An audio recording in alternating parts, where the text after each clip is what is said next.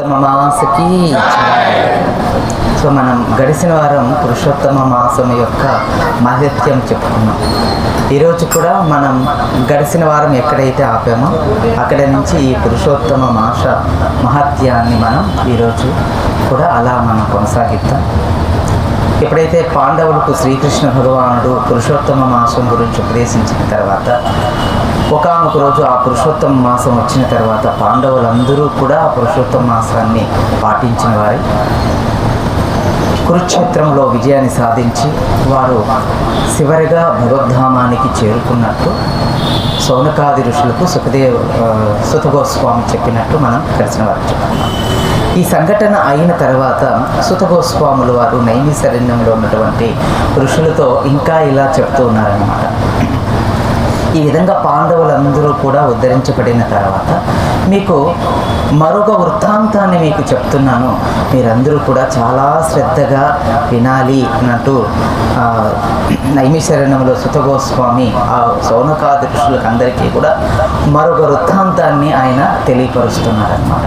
ఆ వృత్తాంతం ఏమిటి అనంటే ఇక్ష్వాకు వంశానికి సంబంధించినటువంటి సూర్యవంశంలో జన్మించినటువంటి ఒక గొప్ప రాజు యొక్క చరిత్రను మనం ఈరోజు వింటాం. ఇది మీరు వినడం వల్ల మీకు దీర్ఘాయుష్ కలుగుతుంది, ఈ వ్రతం చేయడం వల్ల దీర్ఘాయుష్ను పొందగలుగుతారు అనేది ఈ కథ మనం చివరి అయిన తర్వాత మనకందరికీ అర్థమవుతుంది. పూర్వం ఐహయ రాజ్యాన్ని పరిపాలిస్తున్నటువంటి చిత్రధనుడు అనే ఒక రాజు ఉండేవాడు. ఈయన ఇక్ష్వాకు వంశానికి సంబంధించినటువంటి రాజు. ఆయన పుత్రుడు అతధ్వనుడు అనే ఒక రాజు. ఈయన చాలా గొప్ప ధర్మాత్ముడు, భక్తిపరుడు, ఎంతగానో తన రాజ్యాన్ని పరిపాలిస్తూ సుఖ సంతోషాలతో తన ప్రజలందరినీ కూడా కన్నబిడ్డల వలె చూసుకుంటున్నటువంటి అతధ్వనుడు అనే ఒక రాజు అన్నమాట. ఈ యొక్క చిత్రధనుడు అనే యొక్క పుత్రుడే ఈ అతధ్వనుడు అన్నమాట. ఆ అతధ్వనుడు చక్కగా రాజపాలన చేస్తూ ఎంతో సుఖంగా గడుపుతున్నటువంటి సమయంలో ఒకానొక రోజున ఆయనకి ఏమనిపించింది అంటే ఎందుకో అడవికి వేటకు వెళ్ళి చాలా కాలం అయింది, అట్లా ఒకసారి వెళ్ళాలి అని ఆయన మనసులో అనిపించి ఆయన ఏం చేశాడంటే అడవికి వెళ్ళాడనమాట. తన యొక్క పరివారంతో కలిసి అడవిలో ఏవైతే ప్రజలకు హాని కలిగిస్తున్నటువంటి జంతువులను వేటాడడం ప్రారంభం చేశాడు. అలా వేటాడుతూ ఒక దుప్పెను బాణంతో కొట్టాడన్నమాట ఆ రాజు అతధ్వనుడు. ఎప్పుడైతే ఆయన బాణంతో ఇలా కొట్టాడో ఆ బాణం తప్పించుకొని ఆ దుప్పి అడవి లోపలికి వెళ్ళిపోయింది. ఈ రాజు కూడా దాన్ని వదలకుండా దాన్ని వెంబడిస్తూ అలా ఆయన కూడా అడవి లోపలికి వెళ్ళిపోయాడు. అలా వెళ్ళిపోవడం వల్ల ఆయన అడవిలో ఒక దట్టమైన ప్రదేశానికి వెళ్ళిపోయారు. ఆ అడవిలో వేటాడినటువంటి ఆ రాజుకు చాలా దాహం వేస్తుంది, నీరసం వచ్చేస్తోంది. అలా కొంత దూరంలో ఉన్నటువంటి ఒక ప్రదేశాన్ని చేరుకున్నాడు. అక్కడ ఎంతో చక్కటి జలం, చక్కటి వృక్షాలు, చక్కటి పండ్లు, చక్కటి వాతావరణం ఆ ప్రదేశంలోకి ఆయన వెళ్ళి అక్కడ ఒక పక్క తన యొక్క గుర్రాన్ని ఒక చెట్టుకు కట్టివేసి పక్కనే ఉన్నటువంటి కొలనులో ఆయన దాహాన్ని తీర్చుకున్నాడన్నమాట. కడుపు నిండా నీళ్లు తాకి అమ్మయ్య ప్రాణం పోయి వచ్చినట్లుగా ఆయన ఎంతగానో సంతోషించి అలా ఆ చల్లటి గాలికి ఆ పచ్చటి గడ్డిలో ఆ చెట్టు కింద అలా చూస్తూ అలా కూర్చుంటూ ఉన్నాడు అన్నమాట. అలా ఉన్నటువంటి రాజు ఒకసారిగా అలా చూస్తూ ఆ చెట్లను అవన్నీ అందాలను అలా చూస్తూ ఉండగా ఒక చెట్టులో సుఖ అనే ఒక చిలుక అక్కడ కూర్చొని ఉందన్నమాట. దాని పేరు సుఖ. ఈ చిలుక ఆ రాజును చూసి ఇలా అంటుందన్నమాట. మదముతో, ధన అహంకారంతో, బలము అహంకారంతో ఆత్మసాక్షాత్కారాన్ని పొందకుండా ఇలా అడవిలెంబడు జంతువులతోనూ వేటాడుతూ నీ జీవితాన్ని అంతటినీ కూడా వృధా చేస్తున్నావు ఓ రాజా అని ఒక శ్లోకాన్ని వర్ణిస్తుందన్నమాట ఈ చిలుక. ఈ రాజుకు ఆ శ్లోకం వినపడుతుంది. ఆ శ్లోకం యొక్క అర్థం ఇది: నీవు మానవ జన్మను తీసుకున్నప్పటికీ కూడా దీన్ని వృధా చేస్తూ నీవు ఈ విధంగా జీవితాన్ని ధనము జనముతోనూ అహంకారంతో నీ జీవితాన్ని వృధా చేసుకుంటున్నావు మహారాజా. ఇంకా ఎప్పుడు నువ్వు ఆత్మసాక్షాత్కారాన్ని పొంది భగవంతుని చేరుకుంటావు, దాని గురించి నువ్వు ఆలోచించు అని ఈ చిలుక ఆ మాటలతో ఆ రాజుకు చెప్తుంది. ఈ రాజు కూడా ఆ మాటలు వింటున్నటువంటి రాజు అలా వింటూ ఉండగా అంతలోనే తన పరివారం కూడా ఆ ప్రదేశానికి రాగా ఆయన తన పరివారం వైపు చూడగానే ఈ చిలుక అదృశ్యమైపోయింది, అంటే మాయమైపోయింది. సరే, తన పరివారంతో కలిసి ఈ అతధన మహారాజు తిరిగి తన రాజ్యానికి వచ్చేసాడు. ఐహై రాజ్యానికి ఆయన చేరుకున్నాడు. అలా చేరుకొని ఆయన ఒకరోజు ఆ సింహాసనంలో ఆసనం పైన కూర్చొని ఈ అడవిలో జరిగినటువంటి సంఘటనను ఆలోచిస్తూ పదే పదే పదే పదే నిద్రపోవడం లేదు, ఆహారం సరిగా తినడం లేదు, ప్రజలతో కూడా సరిగా మాట్లాడడం లేదు. ఆయన మనసంతా కూడా ఒక రకంగా మారిపోయింది. దాని గురించే, ఆ చిలుక చెప్పినటువంటి మాటల గురించే ఆయన పదే పదే పదే పదే ఆలోచిస్తూ ఉన్నాడు. అంటే మనలాగా మనం ఎప్పుడైనా ఎవరినైనా తిట్టామనుకో దాన్ని పదే పదే రిపీట్ చేస్తాం సంవత్సరాలైనా. అదే మంచి విషయం చెప్పామనుకో అది ఒక్క నిమిషం కూడా గుర్తుపెట్టుకోం, అది మన స్వభావం. కానీ ఆయన అలాంటి స్వభావం కాదు. ఆయన చాలా దివ్యమైనటువంటి వ్యక్తి అనేది ఈ కథ చివరి వరకు వింటే కానీ మనకు అర్థం కాదు.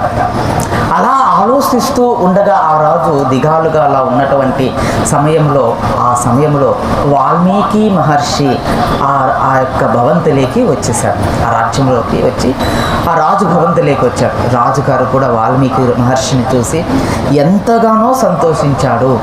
ఆయనకు సాష్టాంగ ప్రణామాలు చేసి కాళ్ళు కడిగి ఆ నీళ్లు తలపైన ఇలా చల్లుకొని ఆ సింహాసనం పైన ఆ మహర్షిని కూర్చోబెట్టి ఆయనకు ఆజ్ఞపాద్యాలను ఇచ్చి ఆయన చక్కగా సేవించి ఆ మహర్షిని వినయపూర్వకంగా ప్రణామాలు అర్పించారు.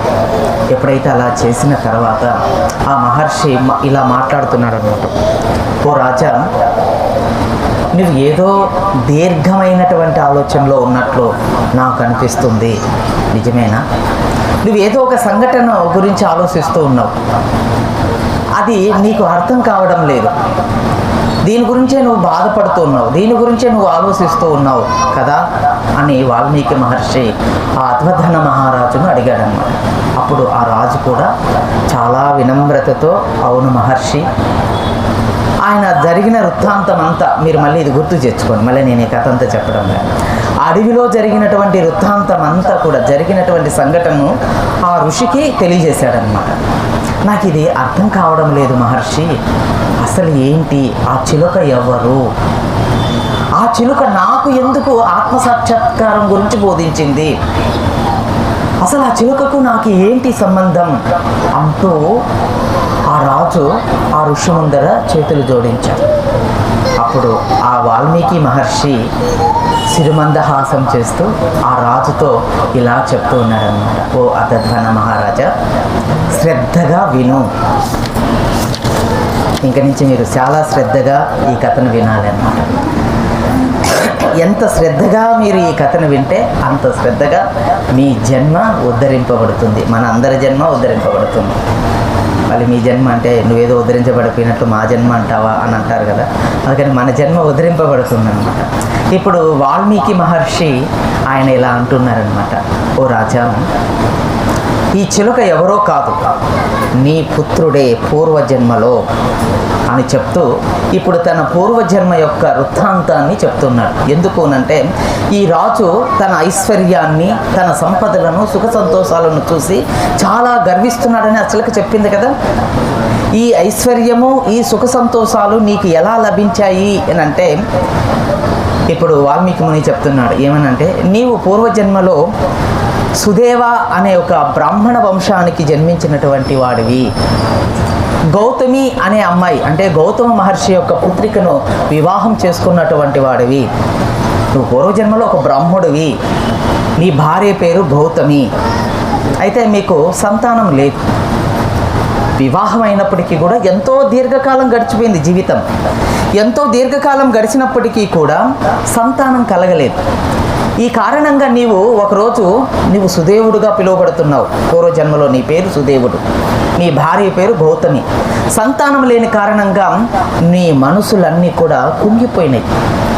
సంతాన ప్రాప్తి లేనిదే జన్మను ఏ విధంగా ఉద్ధరించుకుంటాం అని తన యొక్క రుణాన్ని ఏ విధంగా తీర్చుకుంటాం అంటూ అతను ఎంతగానో దుఃఖించాడంట.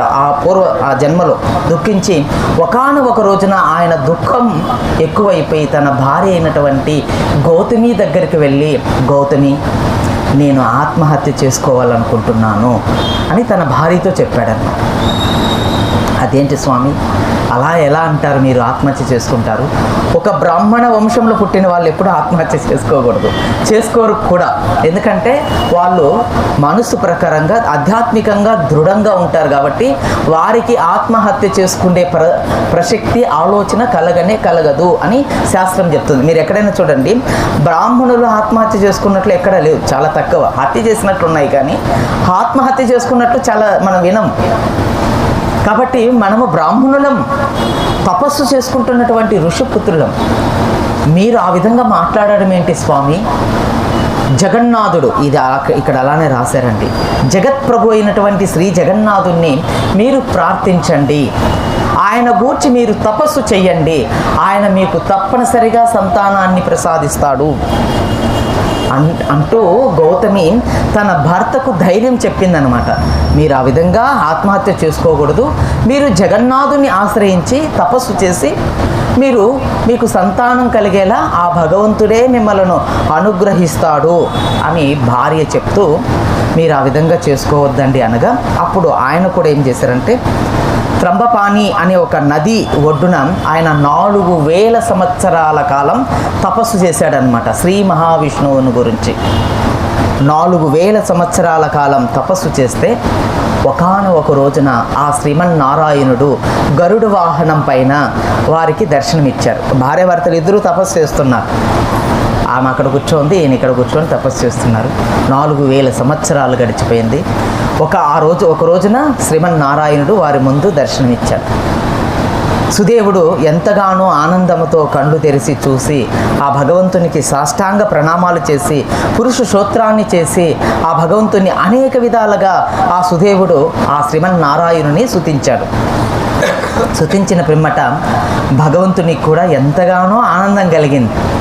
సుదేవా, నువ్వు నా గురించి తపస్సు చేశావు, నాకు నువ్వు చేసినటువంటి తపస్సు నాకు ఎంతగానో మనసును ఆనందం కలిగించింది, నీకేం కావాలి కోరుకో అని చెప్పి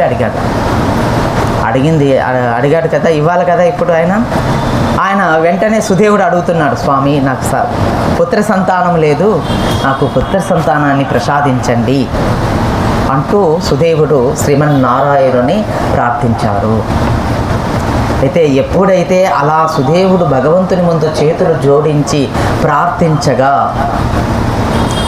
భగవంతుడు సుదేవుడితో చెప్తూ ఉన్నాడనమాట, సుదేవా, నీకు ఇంకా 7 జన్మలైనా సరే నీకు పుత్ర సంతాన ప్రాప్తి లేదు. ఎందుకంటే మీరు ఎటువంటి పుణ్యఫలాన్ని పుత్రులు కలిగే విధంగా, సంతతి కలిగే విధంగా మీరు ఎటువంటి పుణ్యఫలం లేదు, పుణ్యఫలం లేకుండా నేను ఇవ్వను అని చెప్పేశాడనమాట.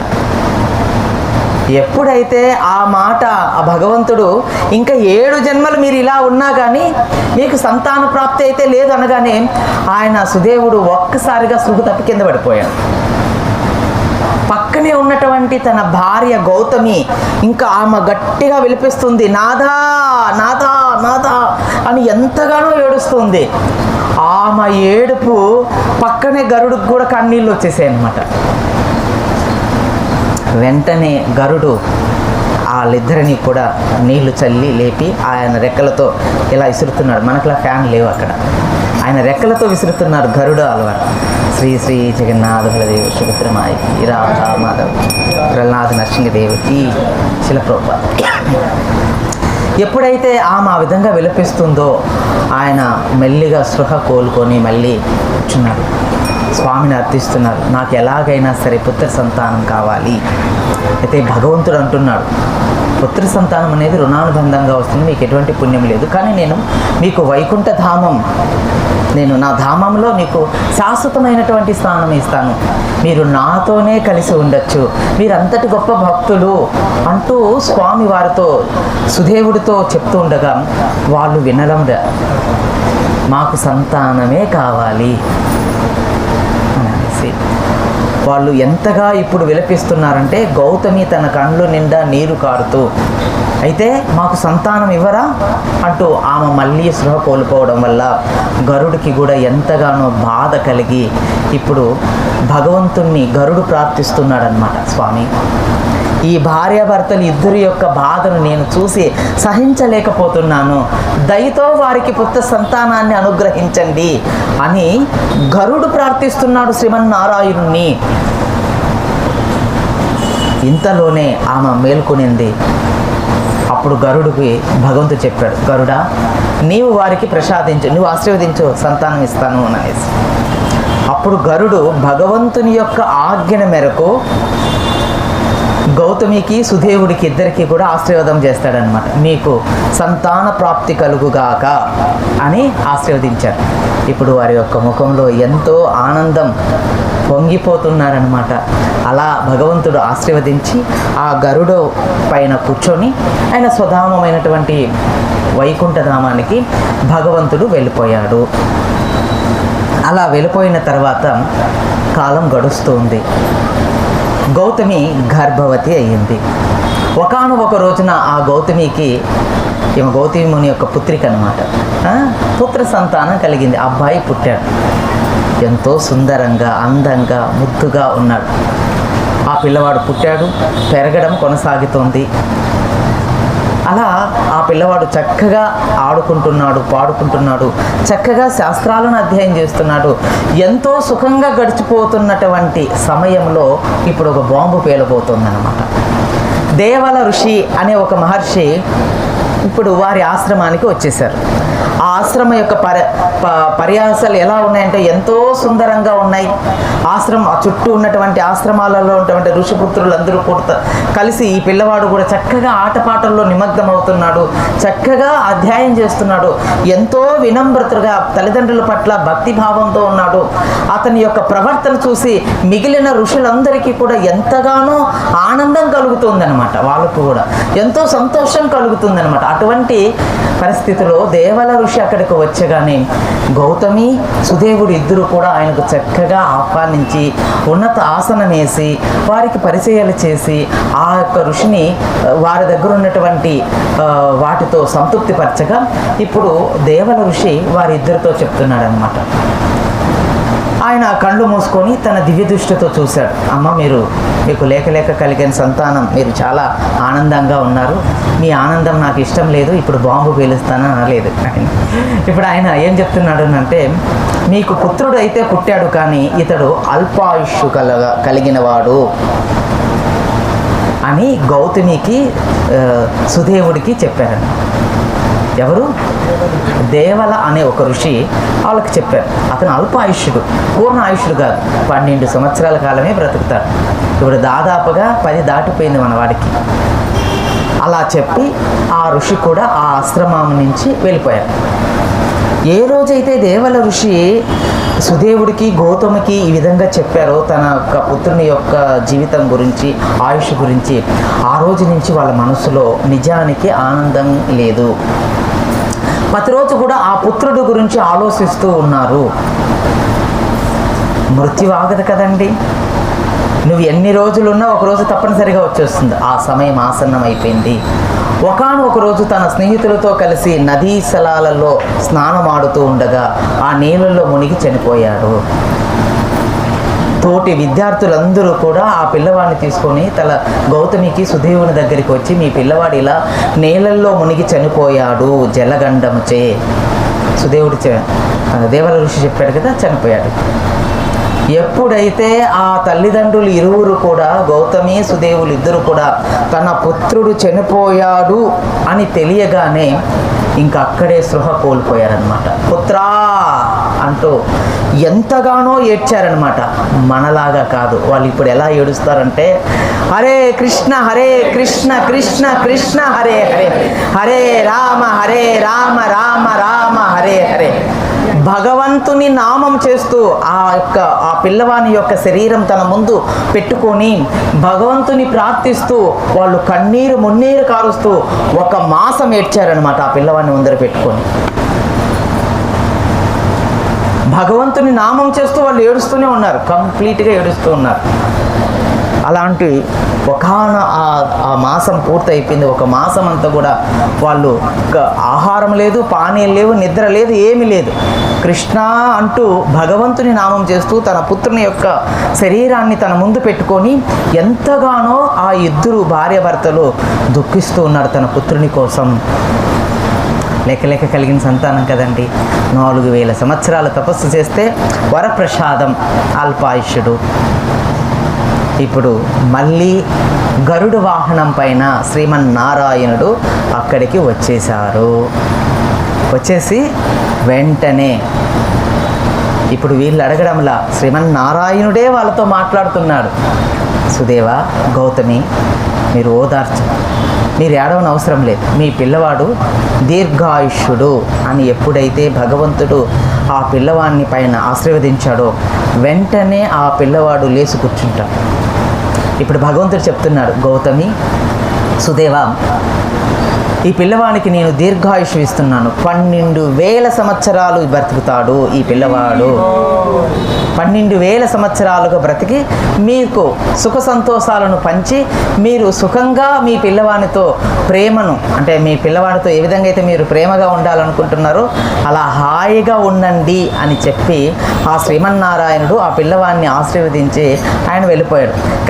ఇక్కడ ఒక జరిగిందనమాట. ఏమిటి స్వామి, మాకెందుకు అడగకుండానే ఇటువంటి వరాన్ని ఇచ్చారు అని ప్రశ్న వచ్చింది ఇప్పుడు అక్కడ. అంటే మీరు 1 మాసం ఈ పురుషోత్తమ మాసంలో మీరు నా నామస్మరణ చేస్తూ ఏడ్చారు. ఈ కారణంగా నేను మీ పుత్రుని దీర్ఘాయుష్ని చేస్తున్నాను.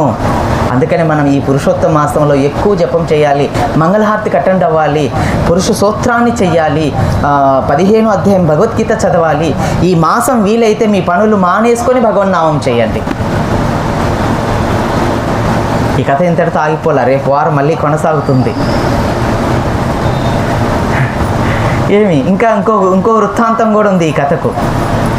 సో ఈ విధంగా భగవంతుడు మీరు ఈ పురుషోత్తమ మాసం చేసిన ఫలితంగా మీ పుత్రుడు దీర్ఘాయుషుడై 12,000 సంవత్సరాలు బ్రతుకుతాడు అని చెప్తూ భగవంతుడు అక్కడి నుంచి ఆయన భగవద్ధామానికి, తన స్వధామానికి వెళ్ళిపోయారు.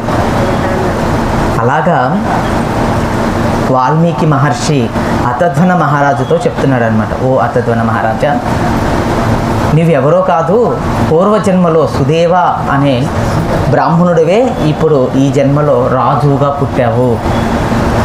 ఆ శిలుక ఎవరో కాదు, నీ పుత్రుడైనటువంటి సుఖ. ఆ పిల్లవాని పేరు సుఖదేవ. అంటే మనకు భాగవతం చెప్పిన సుఖదేవుడు కాదండి, ఈ పిల్లవాని పేరు కూడా సుఖదేవ అంతే. ఆ శిలక ఎవరో కాదు, నీ యొక్క పుత్రుడే సుఖదేవుడు. ఆయన 12,000 సంవత్సరాలు భక్తి సాధన చేసి తన జన్మను ఉద్ధరించుకొని భగవద్ధామానికి వెళ్ళిపోయాడు.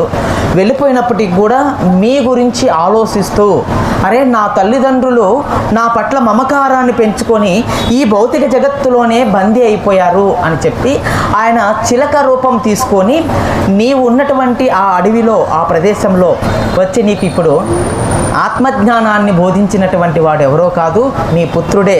నీ పుత్రుడు చెప్తున్నాడు, నీవు భగవద్ధామానికి వెళ్ళి ఈ యొక్క భోగభాగ్యాల నుంచి బయటపడు, భగవంతుని చేరుకో, ఈ యొక్క భోగభాగ్యాలలో పడిపోవకు అని చెప్పింది నీ పుత్రుడే సుఖదేవ గోస్వామి నాయన అంటూ వాల్మీకి మహర్షి ఈ వృత్తాంతాన్ని చెప్పాడనమాట. ఎందుకంటే ఆయన దివ్యజ్ఞానం కలిగినటువంటి వారు కనుక, ఋషులందరూ కూడా దివ్యజ్ఞానం కలిగిన వారు, వాళ్ళకు భవిష్యత్తు వర్తమానము రెండూ తెలుసు అన్నమాట.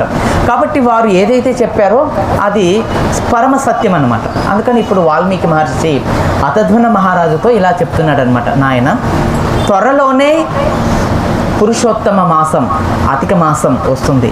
ఈ మాసంలో నీవు వ్రతమును ఆచరించి నువ్వు భగవద్ధామాన్ని చేరుకో అని చెప్తూ వాల్మీకి మహర్షి అక్కడి నుంచి ఆ రాజు కళ చెప్పాడనమాట. ఈ కథ ఇంతటితో అయిపోలేదు. ఇంకా అతధ్వన మహారాజు ఈ అధిక మాసంలో దీపం యొక్క ప్రత్యేకతను గురించి అడిగారు. దీని గురించి అగస్త్యముని ఏం చెప్పారు ఏంటి అనేది వచ్చే వారం మనం శ్రవణం చేద్దాం. హరే కృష్ణ. గంధరా శ్రీమద్ భాగవతంకి, పురుషోత్తమ మాసకి, పురుషోత్తమ భగవానికి, ఇతాయ్ గౌర ప్రేమానందే.